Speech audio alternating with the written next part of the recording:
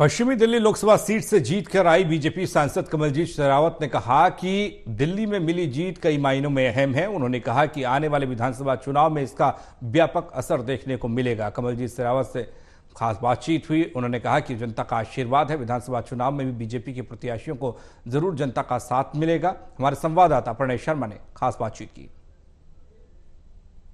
दिल्ली से बीजेपी सांसद कमलजीत शेरावत इस वक्त हमारे साथ मौजूद हैं। मैम, किस तरह से देखती हैं इस जीत को?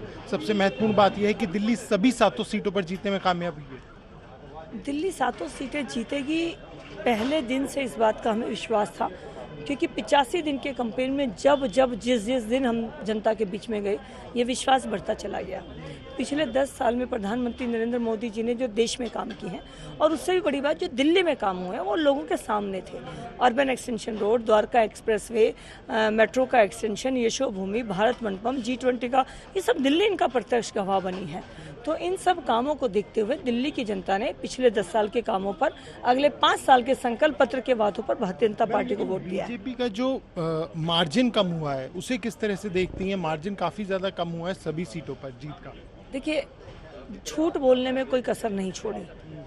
महिलाओं को किस तरह से प्रलोभित करने की कोशिश की है, किस तरह से प्रचार के हथकंडे अपनाए गए हैं, और दोनों पार्टियां जब एक होंगी तो जीत का मार्जिन तो कम होना ही होता है, क्योंकि A+B जब होता है तो वो दोनों प्लस होके होता है। लेकिन हमारी सभी सीटों पर शानदार जीत है और पूर्ण बहुमत से हमारी जीत हुई है। ये माना जाए आने वाले विधानसभा चुनाव में इसका असर पड़ेगा, क्योंकि अक्सर देखा गया है चाहे 2014, 2019 विधानसभा पर बीजेपी कुछ भी प्रभावशाली काम नहीं कर पाती। इस बार ऐसा नहीं होगा। पिछले 10 साल में केजरीवाल जी के सभी वादे झूठे साबित हुए। घर नहीं लूंगा, शीश महल लिया। सुरक्षा नहीं लूंगा, पंजाब पुलिस तक की सुरक्षा ले ली। 3-3 लेयर की सुरक्षा में चलते हैं। मैं झूठ बोलने वाले व्यक्ति को या जिसके ऊपर भ्रष्टाचार का आरोप लगेगा, मंत्रालय में नहीं रखूंगा। खुद आज जेल से सरकार बनाने की बात कर रहे हैं। परिवारवाद नहीं करूंगा। रोड शो उनकी पत्नी करती है।